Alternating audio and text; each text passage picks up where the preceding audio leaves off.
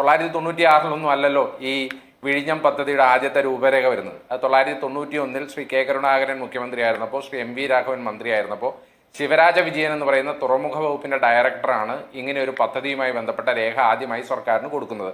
അത് 96 പറഞ്ഞാൽ അത് ഒന്നാമത്തെ മമ്മൂഞ്ഞിന്റെ സ്വരമാണ് ആ കേട്ടത്. ഇനി ആദ്യമായി ഇതുമായി ബന്ധപ്പെട്ട ഒരു കരാർ ഒപ്പിട്ടത് 995 ഒക്ടോബർ മാസം 11 കുമാർ എനർജി കോർപ്പറേഷൻ എന്ന് പറയുന്ന ഹൈദരാബാദ് ആസ്ഥാനമായിട്ടുള്ള കമ്പനിയുമായിട്ടാണ്. എന്ന് പറഞ്ഞാൽ 96 മുമ്പേ ആദ്യം ഒരു കരാർ വന്നിരുന്നു. അന്ന് ആ സർക്കാർ മാറിപ്പോയി. ആ കരാർ വന്നു കഴിഞ്ഞ് 999 എന്ന് പറഞ്ഞാൽ 996 നിങ്ങൾ എന്തോ നിങ്ങളുടെ സർക്കാർ വന്നപ്പോൾ ചെയ്തു എന്ന് പറഞ്ഞില്ലേ, ആ ചെയ്തത് 999 ഒപ്പിട്ട കരാറിന്റെ കൂടെ കുമാർ എനർജി കോർപ്പറേഷനോട് BOT അടിസ്ഥാനത്തിൽ ഒരു താപവൈദ്യുത നിലയം കൂടി ഇതിന്റെ കൂടെ ഉണ്ടാക്കണമെന്ന് പറഞ്ഞ് ഒരു എക്സ്ട്രാ എഗ്രിമെന്റ് അതിന്റെ കൂടെ ഉണ്ടാക്കി. അവരത് ചെയ്യാൻ പറ്റില്ല എന്ന് പറഞ്ഞു. 2001 AK ആന്റണിയുടെ സർക്കാർ വന്നു. ആ സർക്കാർ കുമാർ എനർജി കോർപ്പറേഷന് കത്തയച്ചു, നിങ്ങൾ ഇത് ചെയ്യുന്നുണ്ടോ ഇല്ലയോ എന്ന് ചോദിച്ചു. അവർ പറഞ്ഞു ഇങ്ങനെ ഒരു വ്യവസ്ഥയിൽ ചെയ്യാൻ പറ്റില്ല എന്ന് പറഞ്ഞു. അങ്ങനെ ആ പദ്ധതി ആദ്യഘട്ടത്തിൽ നിർത്തലായത് 2001 ആ കത്തിലൂടെയാണ്. പിന്നീട് 2004 PPP മോഡലിൽ ഈ പദ്ധതി നടപ്പിലാക്കാൻ തീരുമാനിക്കുന്നത്. ഏതാണ് PPP മോഡൽ? PPP മോഡൽ എന്ന് പറഞ്ഞാൽ ഒരു വിമാനം ഇറങ്ങിയാൽ എൻ്റെ നെഞ്ചിലൂടെ ആയിരിക്കും ഈ നെടുമ്പാശ്ശേരിയിൽ വിമാനം ഇറങ്ങുന്നത്. കാരണം ഇത് PPP മോഡൽ വിമാനത്താവളമാണ് എന്ന് പറഞ്ഞ് സമരം ചെയ്ത DYFI ഉൾപ്പെടെ സമരം ചെയ്ത് അന്നും പറഞ്ഞത് അതേ PPP മോഡൽ. ആ PPP മോഡലിൽ 2004 ഈ പദ്ധതി നിർവഹിക്കാൻ AK ആന്റണി ഉമ്മൻചാണ്ടിയുള്ള സർക്കാർ തീരുമാനിക്കുന്നു. അങ്ങനെ കൺസോർഷ്യം 2005 ഉണ്ടാക്കുന്നു. 2006 മുതൽ 2011 വരെ നിങ്ങൾ എന്തെല്ലാമൊക്കെയോ ചെയ്തു എന്ന് പറയുന്നു. ഇപ്പൊ നിങ്ങൾക്ക് ചെയ്യുമ്പോൾ, കാരണം 2006 മുതൽ 2009 വരെ CPM-നുടെ പ്രാതിനിധ്യമുള്ള ഒരു കേന്ദ്ര സർക്കാർ ഉണ്ടായിരുന്നു. നിങ്ങൾക്ക് ഏത് തരത്തിലുള്ള പ്രഷർ വേണമെങ്കിലും ചെയ്യാമായിരുന്നു. പക്ഷേ അന്ന് അതൊന്നും ചെയ്യാതെ 2011 വരെ അത് നീണ്ടുപോയി. 2011 ശ്രീ ഉമ്മൻചാണ്ടി മുഖ്യമന്ത്രി ആയതിന്റെ 2ാം ദിവസം ഡൽഹിയിൽ പോയി അദ്ദേഹം ഒരു യോഗം വിളിച്ചു. ആ തുറമുഖ വകുപ്പുമായി യോഗം വിളിച്ച് 31/5/2011 അപ്രൈസൽ കമ്മിറ്റിയുടെ യോഗത്തിൽ കേരളത്തിൽ നിന്നുള്ള തുറമുഖ വകുപ്പ് ഡയറക്ടർ പങ്കെടുത്തു. അങ്ങനെയാണ് വിഴിഞ്ഞം പദ്ധതിയുടെ 2ാമത്തെ റീ ഓപ്പണിംഗ് ഉണ്ടാകുന്നത്. 21/6/2011 ടേംസ് ഓഫ് റെഫറൻസിന് അംഗീകാരം കൊടുത്തു. അത് UPA സർക്കാർ എന്ന് ഭരിച്ചിരുന്നത് കോൺഗ്രസ് ആണ്.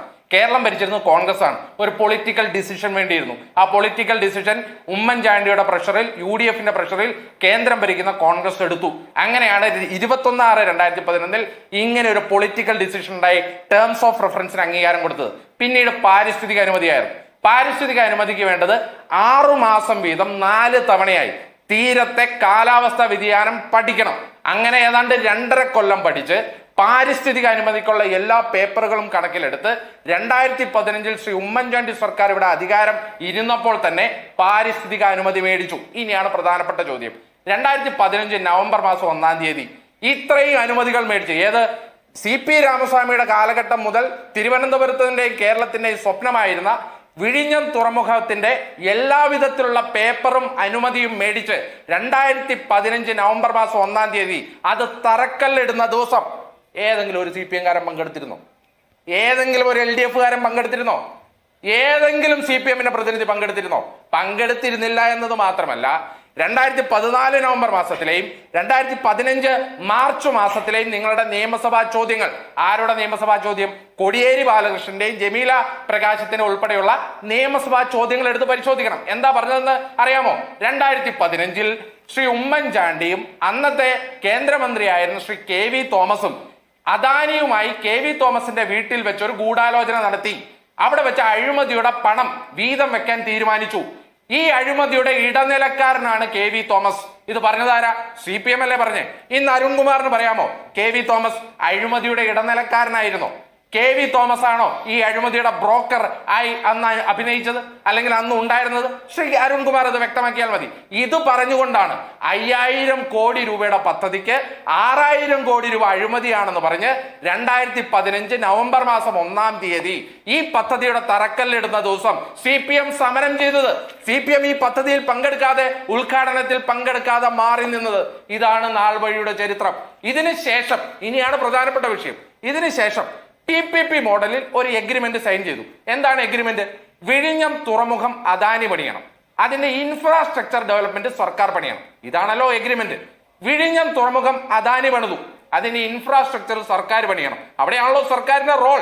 സർക്കാർ ഏത് റോളാണ് നിർവഹിച്ചത്?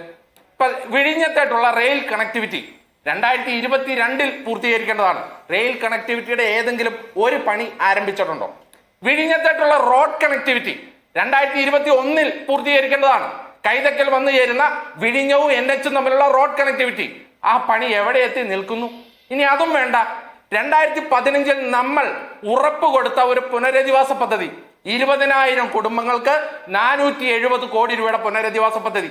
അതിനകത്താണ് സീ ഫുഡ് പാർക്ക്. അവിടെ നിന്ന് തീരശോഷണം ഉണ്ടായി ആ നാടിന് ഏൽക്കുന്ന, അതായത് ഡെവലപ്മെന്റൽ റെഫ്യൂജീസ് അങ്ങനെ ഉണ്ടാകുന്നവർക്ക് സീ ഫുഡ് പാർക്ക് നിർമ്മിച്ച് അതിനകത്ത് ജോലി എടുക്കും. 5 ഏക്കർ സ്ഥലം ഉമ്മൻചാണ്ടി ഏറ്റെടുത്തു. എവിടെയാണ് സീ ഫുഡ് പാർക്ക് നിർമ്മിച്ചിരിക്കുന്നത്? ഇല്ലെങ്കിൽ അന്ന് തന്നെ എഗ്രിമെന്റിൽ ഉണ്ടായിരുന്നു ഒരു ഫിഷിംഗ് ഹാർബർ.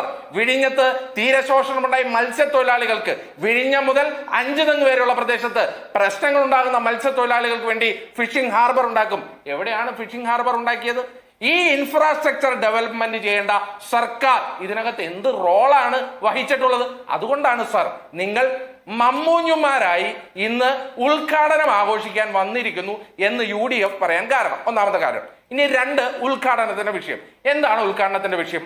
ബഹുമാനപ്പെട്ട മന്ത്രിയോട് ചോദിച്ചു, ശ്രീ VD സതീശനെ ഇവിടെ ക്ഷണിക്കുന്നില്ലേ? മന്ത്രി പറഞ്ഞു ഇത് സർക്കാരിന്റെ 4ാം വാർഷികത്തിന്റെ ആഘോഷമായിട്ടുണ്ടാക്കുന്നതാണ്, അതുകൊണ്ട് 4ാം വാർഷികാഘോഷം പ്രതിപക്ഷം ബഹിഷ്കരിച്ചിരിക്കുകയാണ്, അതുകൊണ്ട് VD സതീശനെ ക്ഷണിക്കുന്നില്ല.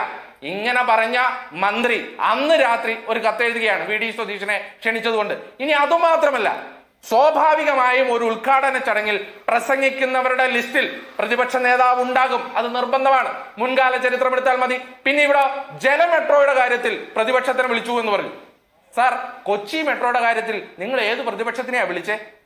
കൊച്ചി മെട്രോ യാഥാർത്ഥ്യമാക്കിയ ഉമ്മൻചാണ്ടി. ആ ഉമ്മൻചാണ്ടിയെ കൂട്ടാതെ ഉദ്ഘാടനം നടത്തി, ജനകീയ ഉദ്ഘാടനം നടത്തിയവരല്ലേ ഞങ്ങൾ. എന്നിട്ട് ജലമെട്രോയ്ക്ക് ഏതാണ്ട് പ്രതിപക്ഷത്തെ ക്ഷണിച്ചു എന്നൊക്കെ പറഞ്ഞ് ഗീർവാണം അടിക്കാൻ നിങ്ങൾക്കല്ലാതെ സാധിക്കുമോ? സ്വാഭാവികമായും പ്രതിപക്ഷ നേതാവ് വന്നാൽ പറയും ഉമ്മൻചാണ്ടിയാണ് ഈ പദ്ധതിക്ക് വേണ്ടി ചോരയും നീരുമൊഴുക്കി ഈ സംസ്ഥാനത്തിന്റെ സ്വപ്ന പദ്ധതി യാഥാർത്ഥ്യമാക്കിയത് എന്ന് പ്രതിപക്ഷ നേതാവ് പ്രസംഗിക്കും. ആ പ്രസംഗം കഴിഞ്ഞ തവണത്തെ ആദ്യത്തെ ഫേസിലെ പ്രസംഗത്തിൽ ഉണ്ടായി. അത് കേൾക്കാൻ പിണറായി വിജയൻ വിധേയനായി. അതുകൊണ്ടാണ് ഈ ഉദ്ഘാടന വേളയിൽ പിണറായി വിജയനും അദ്ദേഹത്തിന്റെ കൂട്ടുകാരനുമായ നരേന്ദ്രമോദി ഇവർ തമ്മിൽ ഈ ഉദ്ഘാടനത്തിന്റെ ക്രെഡിറ്റ് അങ്ങ് വീതം വെച്ചെടുക്കാൻ തീരുമാനിച്ചത്. അതുകൊണ്ടാണ് 4ാം വാർഷികാഘോഷത്തിന്റെ ഭാഗമായിട്ട് നടത്തുന്ന വിഴിഞ്ഞം പദ്ധതിയുടെ ഉദ്ഘാടനം എന്ന് പറഞ്ഞ മന്ത്രി ആ 4ാം വാർഷികാഘോഷത്തിന്റെ ഉദ്ഘാടനത്തിന് പ്രധാനമന്ത്രിയായ നരേന്ദ്രമോദിയെ വിളിച്ചിരിക്കുന്നത്. അപ്പൊ ഇവർ തമ്മിൽ ഏതെങ്കിലും ക്രെഡിറ്റ് അങ്ങ് വീതം വെച്ചെടുക്കാം എന്നൊക്കെ വിചാരിച്ചാൽ സാർ, സഖാവ് പിണറായി വിജയൻ പറഞ്ഞതുപോലെ ശ്രീ ഉമ്മൻചാണ്ടി എന്ന് പറഞ്ഞ മൺമറഞ്ഞു പോയ കേരളത്തിന്റെ വികസന നായകനുള്ളതാണ് എന്നത് കാലത്തിനൊത്ത സത്യമാണ്. ആ സത്യം കേരളത്തിൽ എത്രമാത്രം തേച്ചുമായ്ക്കാൻ ശ്രമിച്ചാലും നടക്കാൻ പോകുന്നില്ല എന്നുള്ളിടത്താണ് ഒരവസരം പോലും ഇല്ലാത്തത് കൊണ്ട് ബഹുമാനപ്പെട്ട പ്രതിപക്ഷ നേതാവ് അതിൽ പങ്കെടുക്കണ്ട എന്നുള്ള ഞങ്ങളുടെ ഏകകണ്ഠമായ തീരുമാനം. അതിനകത്താണ് പ്രശ്നം. ഒന്ന്, മാറി മാറി വന്ന എല്ലാ സർക്കാരുകൾക്കും പങ്കുണ്ട്. അതുകൊണ്ടാണ് ഞാൻ 991 മുതലുള്ള ചരിത്രം, നാളവഴികളുടെ ചരിത്രം ഇവിടെ പറഞ്ഞത്. സ്വാഭാവികമായും കഴിഞ്ഞ 10 കൊല്ലം ഭരിച്ചു ശ്രീ പിണറായി വിജയനാണ്. അദ്ദേഹത്തിനും അദ്ദേഹത്തിൻ്റെതായ പങ്കുണ്ട്. ഇല്ല എന്നൊന്നും ഞാനിവിടെ പറഞ്ഞില്ലല്ലോ. ഞാൻ പറഞ്ഞത് എന്താണ്? മുഖ്യമന്ത്രിയായിരുന്ന ഉമ്മൻചാണ്ടിയാണ് ഈ പദ്ധതി പ്രാവർത്തികമാക്കുന്നതിന് വേണ്ടിയിട്ടുള്ള എല്ലാ വിധത്തിലുള്ള പ്രധാനപ്പെട്ട പങ്കുവഹിച്ചത്. അതിനകത്ത് ഒരു സംശയവും വേണ്ട. പിന്നെ എന്തുകൊണ്ട് ഞങ്ങൾ മമ്മൂഞ്ഞ് എന്ന് വിളിക്കുന്നു എന്നുള്ളിടത്താണ് അതിന്റെ ചരിത്രബോധം. അതാണ് ഇപ്പോ ശ്രീ അരുൺകുമാർ പറഞ്ഞ ചരിത്രത്തിൽ തന്നെ 96-ലെ ചരിത്രം തെറ്റ്, 2006-ലെ ചരിത്രം തെറ്റ്, 2014 വരെ ഉമ്മൻചാണ്ടി ഒന്നും ചെയ്തില്ല എന്ന് ശ്രീ അരുൺകുമാറിനെ പോലെ ഇങ്ങനെ ആടിനെ പട്ടിയാക്കുന്നവർക്ക് എന്തും പറയാമല്ലോ. കാരണം 2011 മുതൽ 14 വരെയുള്ള UPA സർക്കാരിന്റെ കാലഘട്ടത്തിലാണ് ഇത് പ്ലാനിംഗ് കമ്മീഷൻ കൈമാറിയത് കൊണ്ട് കൂടിയാണ് വിഴിഞ്ഞം പദ്ധതി യാഥാർത്ഥ്യമായത്. അതൊക്കെ ഉമ്മൻചാണ്ടി വന്നത്തെ UPA സർക്കാരും ചെയ്തതാണ്. അപ്പൊ ഇങ്ങനെ ഉമ്മൻചാണ്ടിയുടെ പ്രവർത്തനങ്ങളെ, UDFന്റെ പ്രവർത്തനങ്ങളെ ഇകഴ്ത്തി കാണിക്കാൻ ശ്രമിക്കുന്നത് ആരാണ് എന്നുള്ളത് അറിയാം. പിന്നെ ഇവിടെ സർക്കാർ ചെയ്യേണ്ടതായിട്ടുള്ള കാര്യം, അതാണ് ഞാൻ ആദ്യം പറഞ്ഞത്. എന്താണ് കാര്യം? ഇപ്പോ ഈ കാലയളവിൽ തന്നെ ഇത്രയധികം ഷിപ്മെന്റുകൾ വിഴിഞ്ഞത്ത് വന്നു എന്ന് പറഞ്ഞാൽ 6 ലക്ഷം ഷിപ്മെന്റുകൾ വന്നു. ഈ 6 ലക്ഷം ഷിപ്മെന്റുകളിൽ 20% ഷിപ്മെന്റ് ഇൻലാൻഡ് ട്രാൻസ്പോർട്ടേഷൻ എന്ന് പറഞ്ഞാൽ ആ വിഴിഞ്ഞം പദ്ധതി പ്രദേശത്ത് നിന്ന് പുറത്ത് വന്ന് അവിടെ സീൽ ചെയ്ത് അവിടെ നിന്ന് വണ്ടിയിൽ കയറ്റി ഇൻലാൻഡ് നാവിഗേഷൻ ചെയ്യേണ്ട ഷിപ്മെന്റുകളാണ്. ശ്രീ ഷാനി, ഈ 6 ലക്ഷത്തിൽ ഒരെണ്ണം പോലും പുറത്തു വന്നില്ല. കാരണം എന്താണെന്ന് അറിയോ? അങ്ങോട്ടുള്ള 2022 പൂർത്തീകരിക്കേണ്ട റെയിൽ കണക്ടിവിറ്റി പൂർത്തീകരിച്ചിട്ടില്ല. 2020 പൂർത്തീകരിക്കേണ്ട റോഡ് കണക്ടിവിറ്റി പൂർത്തീകരിച്ചിട്ടില്ല. ഇപ്പൊ നിങ്ങൾക്കറിയാമോ എന്താ ചെയ്തിരിക്കുന്നതെന്ന്? ഇപ്പൊ ചെയ്തിരിക്കുന്നത് NHന്റെ സർവീസ് റോഡ് അത് വിഴിഞ്ഞത്തേട്ടുള്ള റോഡാക്കി മാറ്റിക്കൊണ്ടാണ് ചെയ്തിരിക്കുന്നത്. ഇത് ചെയ്യേണ്ടത് ആരായിരുന്നു എന്ന് പറഞ്ഞാൽ PPP മോഡൽ പ്രകാരം തുറമുഖത്തിന്റെ പണി നിർവഹിക്കേണ്ടത് അദാനിയാണ്. ഈ അദാനിക്ക് വേണ്ട കല്ലിനുള്ള പാരിസ്ഥിതിക അനുമതി കൊടുക്കേണ്ടത് സർക്കാരാണ്. എന്ന് പറഞ്ഞാൽ അദാനി ഇതാ അവിടെ കല്ലുണ്ട് എന്ന് പറഞ്ഞാൽ അതിന്റെ പാരിസ്ഥിതിക അനുമതി തൊട്ട് അതിനു വേണ്ടിയുള്ള പേപ്പറുകൾ സംസ്ഥാന സർക്കാർ നീക്കി കൊടുക്കണം. അത് സർക്കാർ ചെയ്തിട്ടുണ്ട്, ഇല്ല എന്ന് ഞാൻ പറയുന്നില്ല.